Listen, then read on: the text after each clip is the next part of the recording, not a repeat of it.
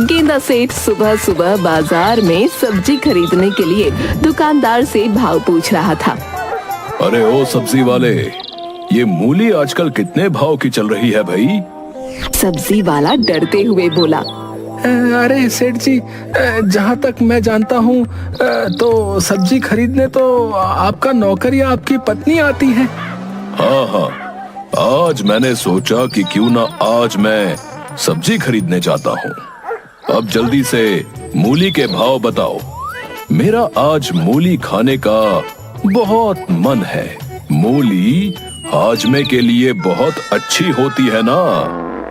आपके हाजमे के चर्चे तो दूर दूर तक राज्यों में फैले हुए हैं सेठ जी। आप मूली खाकर क्या करेंगे? बकवास मत करो और मूली के भाव बताओ, समझे? 20 रुपए किलो। 20 रुपए किलो? इतनी महंगी? पहले मैं मूली चखूंगा, उसके बाद खरीदूंगा। इतना बोलकर गेंदा सेठ ने एक मूली उठा ली और उसे खाने लगा। बहुत स्वादिष्ट है। कुछ ही देर में गेंदा सेठ दुकानदार की सारी मूलियां खा गया और दुकानदार से बोला, तुम्हारी मूली बहुत स्वादिष्ट थी। कल मैं तुम्हारी दुकान से आकर मूली जरूर खरीदूंगा। सेठ जी, इसके पैसे तो दे दीजिए। पागल हो गए हो क्या? अरे चखने के कोई पैसे देता है भला? इतना बोलकर गेंदा सेठ वहाँ से चला गया। दुकानदार सर पीटते हुए अपने आप से बोला, अरे मैं तो बर्बाद हो गया, मैं तो लुट गया भैया। ये भुक्कड़ सेठ मेरी सारी मूली खा के चला गया। अरे कलवा डाकू, तू बड़े बड़े लोगों का अपहरण करता है। अरे इस भुक्कड़ का अपहरण क्यों नहीं कर लेता? सारे गांव को मुक्ति मिल जाएगी। अगले दिन गेंदा सेठ सोकर उठकर सीधे अपनी पत्नी से बोला, अरे जल्दी से खाना लगाओ भाई, मुझे बहुत तेज भूख लगी है।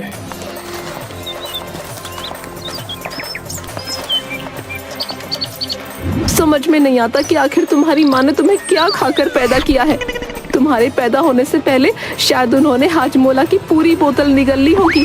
उसका नतीजा तुम निकले। तुम्हें जो भी बुरा भला बोलना हो आराम से बोल लेना, पहले मेरे लिए खाना लाओ। तुम्हें आज कोई खाना नहीं मिलेगा। कल तुमने उस बेचारे सब्जी वाले का बेड़ा गर्क कर दिया। पूरी 50 किलो मूली खा गए तुम। उसके सारे पैसे मुझे चुकाने पड़े। गेंदा सेठ क्रोधित होता हुआ अपने घर से बाहर आ गया।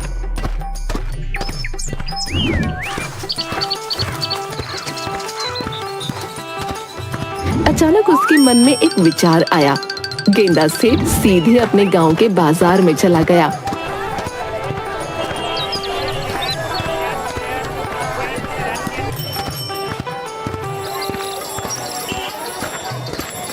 कि तभी गांव का मुखिया उसे मिल गया। अरे भुक्कड़ सेठ, कहाँ जा रहे हो? क्या बकवास कर रहे हो? मेरा मतलब गेंदा सेठ, जाओ जल्दी से अपने घर चले जाओ। क्यों? क्या तुम अपनी बेटी की शादी का न्योता देने मेरे घर आ रहे हो क्या? अरे मेरी क्या मत मारी गई है? जो मैं तुम्हें न्योता दूंगा? अरे मैंने सुना है कि कलवा डाकू अपने साथियों के साथ यहाँ पर आ रहा है भाई।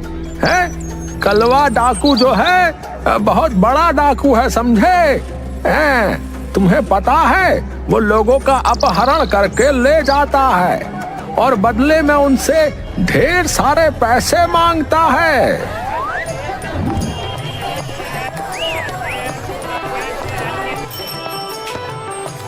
इतना कहकर मुखिया वहां से चला गया। गेंदा सेठ मुखिया की बात को अनसुना करके सीधा एक फल वाले के पास जाकर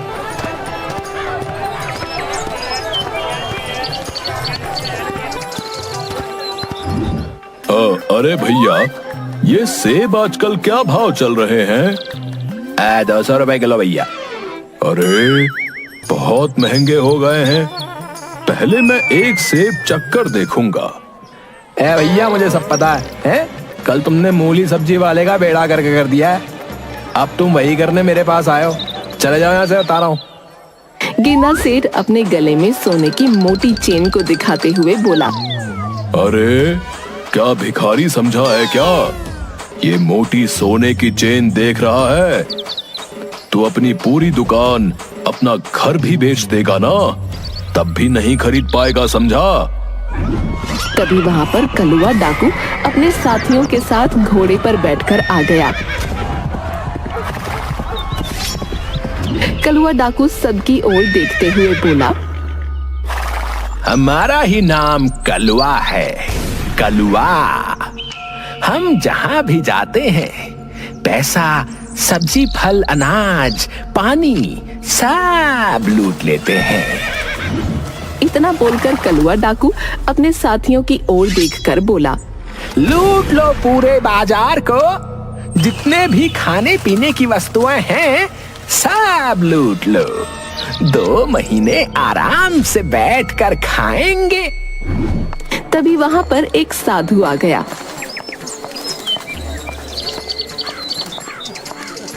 जो कलुआ की ओर देखकर बोला, ये सब गलत है कलुआ, तुम्हें इस तरह से गरीब लोगों को लूटने का कोई अधिकार नहीं है। कलुआ हंसते हुए साधु से बोला, हमारा नाम कलुआ है साधु। बाप का, दादा का, नानी का, नाना का, सबका नाम थुकाया है इस कलुआ ने। देखो कलुआ, मैं दिव्य दृष्टि से देख रहा हूँ कि तुम्हारे ग्रह सही नहीं चल रहे।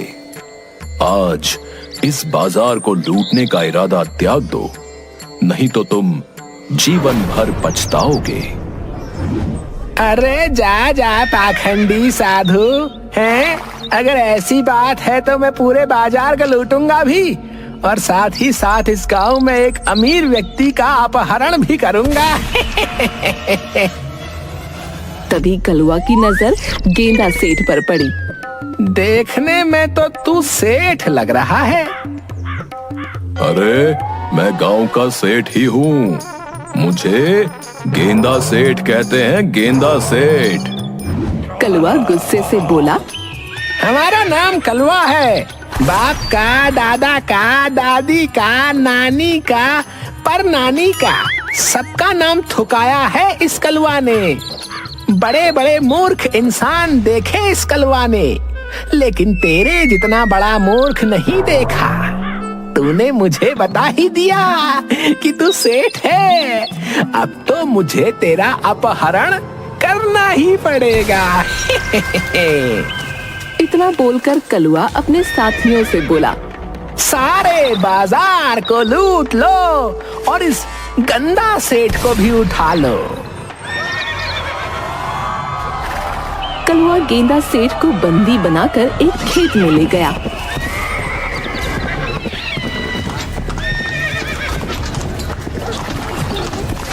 और अपने साथी से बोला, इस सेठ को धूप में ऐसे ही खड़े रखो, थोड़ी तो चर्बी कम होगी इसकी। खा खा कर तोंद का पठानकोट बना रखा है, बताओ। गेंदा सेठ कलुआ से बोला, अरे डाकू जी, मेरे इस पठानकोट को बहुत जोरों की भूख लगी है, और मुझे चाहे धूप में बांधो चाहे छांव में, मुझे इससे कोई फर्क नहीं पड़ता, बस मुझे कुछ खिला दो। हमारा नाम कलुआ है। बाप का, दादा का, दादी का, नाना का, नानी का, परनानी का, सबका नाम थुकाया है इस कलुआ ने। हम बहुत बड़े डाकू हैं, लेकिन हमने आज तक कभी किसी को भूखा नहीं मारा। तेरी ये इच्छा भी हम जरूर पूरी करेंगे। इस खेत को देख रहा है, ये मेरा ही खेत है।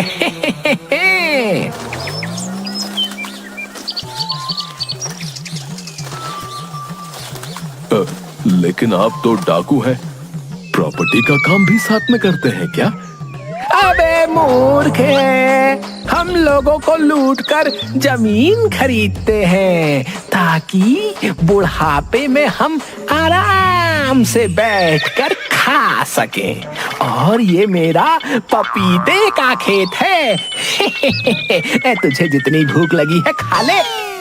इतना बोलकर कलुआ अपने साथी से बोला, इसके हाथ खोल दो। सरकार, अगर ये भाग गया तो?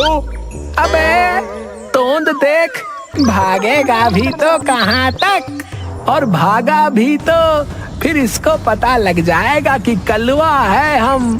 हाँ, भागने वाले को सीधा गोली मार देते हैं। कलुआ के साथी ने गेंदा सेठ को खोल दिया। कलुआ अपने साथियों की ओर देखकर बोला, नम नम नम नम नम नम नम, मुझे बहुत नींद आ रही है। तुम सब भी आराम कर लो बे। और हाँ, इस सेठ पर नजर रखना, समझे? इतना बोलकर कलुआ आराम की नींद सो गया। गेंदा सेठ को बहुत ज्यादा भूख लगी थी। गेंदा सेठ देखते ही देखते पूरे खेत के पपीते चट कर गया।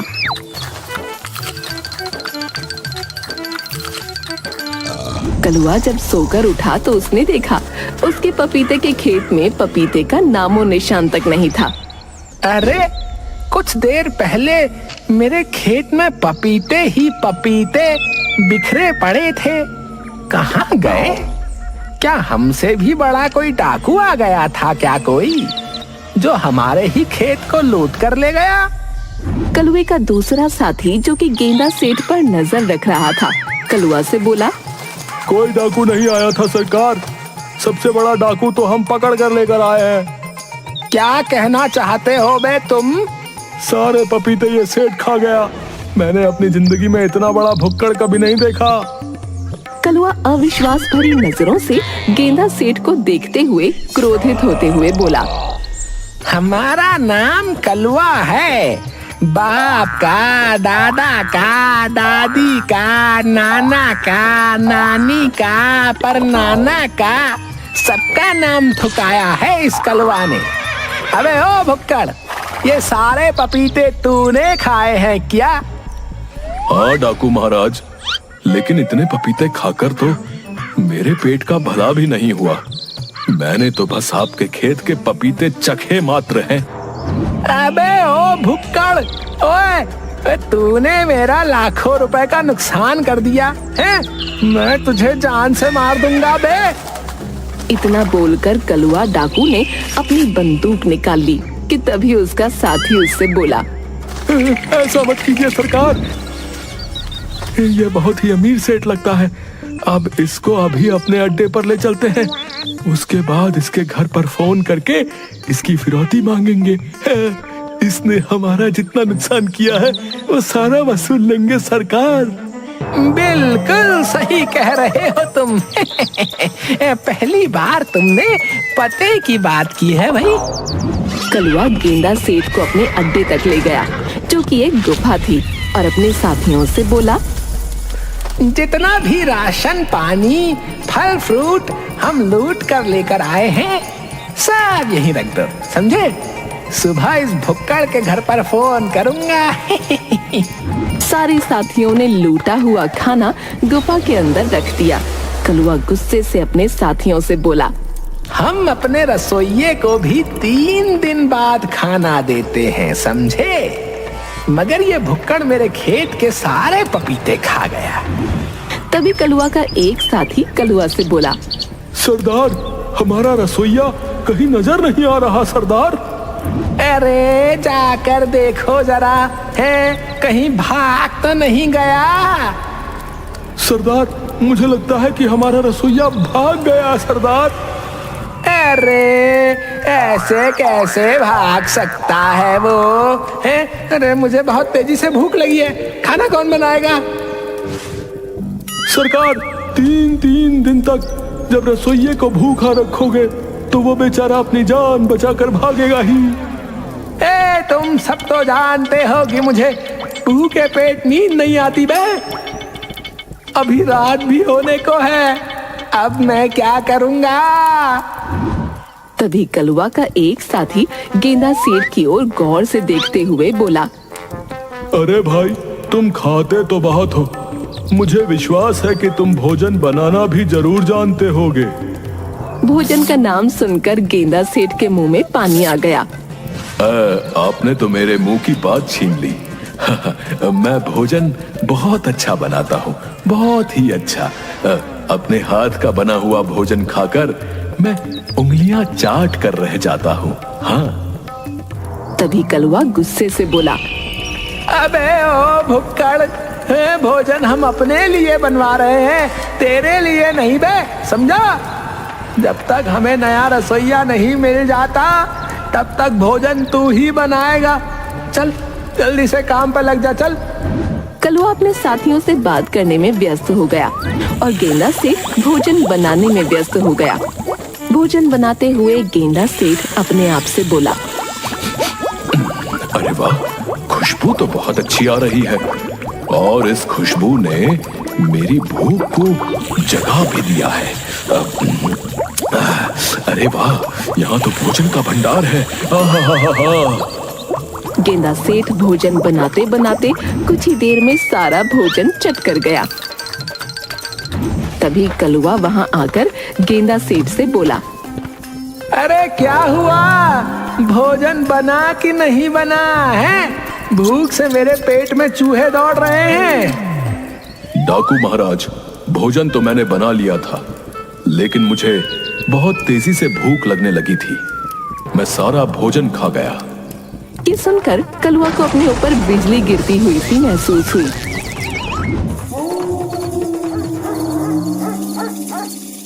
अरे किसको पकड़ कर ले आया मैं? कलवा तो समझता था कि अपने बाप दादा परदादा का नाम मैंने ही थुकाया है, मगर इस भुक्कड़ ने तो सारे संसार का नाम थुका दिया रे। तभी कलवा का एक साथी गेंदा सेठ से बोला, क्या गेंदा भाई, क्या तुम वास्तव में सारा भोजन खा गए? और मुझे अभी भी भूख लग रही है। ये सुनकर डाकू के साथी को चक्कर आ गए। कलवा गुस्से से दांत पीसता रह गया। तुझे तो मैं सुबह देखूंगा बे। कलवा और उसके साथी गहरी नींद में सोए ही थे कि तभी उनके कानों में किसी जानवर की आवाज टकराई। कलवा डरते हुए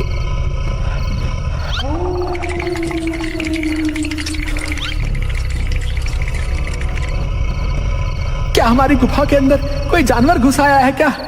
नहीं तो सरकार, मुझे तो कोई भी नहीं दिखाई दे रहा।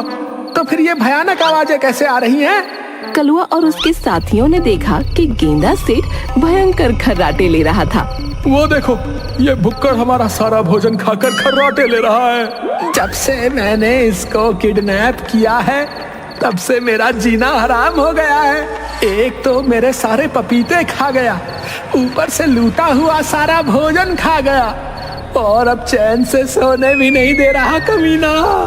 इतना बोलकर कलवा उठकर बैठ गया और गेंदा सेठ को एक लात मारते हुए बोला, अबे उठ, अगर तेरे खर्राटे मेरे कानों में और पड़े ना तो कहीं मैं बहरा ना हो जाऊं बे। गेंदा सेठ आंखें मसलते हुए उठकर बोला, क्या सुबह हो गई है डाकू महाराज?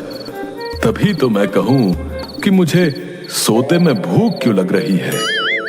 ये सुनकर कलवा अपने बाल खींचते हुए अपने साथी से बोला, अबे ऐसे ले जाओ बे, जल्दी से ऐसे इसके घर छोड़ कर आओ यार, मैं इसे अब 1 मिनट भी बर्दाश्त नहीं कर सकता। ये सुनते ही गेंदा सेठ ने तुरंत कलवा डाकू के पैर पकड़ दिए। नहीं नहीं डाकू महाराज, मुझे घर मत छोड़िए। मैं आपके यहाँ जीवन भर रसोइये का काम करूंगा और भोजन बनाऊंगा। अबे पागल हो गया क्या? ये क्यों नहीं कहता कि सारा भोजन बनाकर तू ही खा जाएगा और हमें भूखा मार डालेगा? नहीं नहीं, ना तो हमें खाने देगा और ना सोने देगा। नहीं डाकू महाराज, मैं घर नहीं जाऊंगा, मैं बता रहा हूँ। गेंदा सेठ ने कलवा के पैर कसकर पकड़ लिए। अबे छोड़ मुझे, छोड़ दे।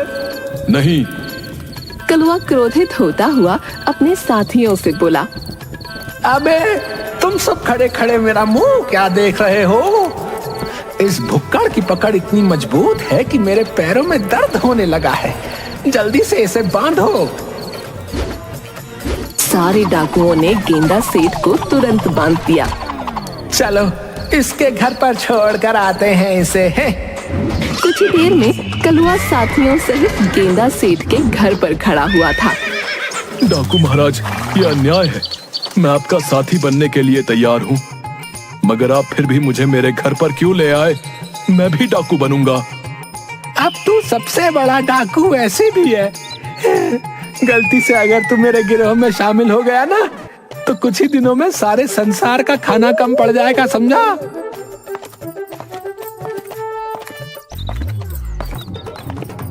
इतना बोलकर कलुआ ने एक जोरदार लात गेंदा सेठ के मुंह पर मार दी। डाकू कलुआ वहां से चला गया।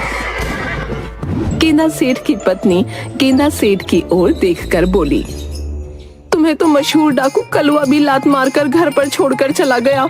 सिर्फ मैं ही हूँ जो तुम्हें झेल रही हूँ। मेरे हाथ खोलो। नहीं, हाथ खोलूंगी तो तुम फिर से भोजन मांगोगे। वैसे कलुआ डाकू ने तुम्हारे हाथ पैर बिल्कुल सही बांधे हैं। अब 2 दिन तक ऐसे ही पड़े रहो। ये सुनकर गेंदा सेठ बेहोश हो गया।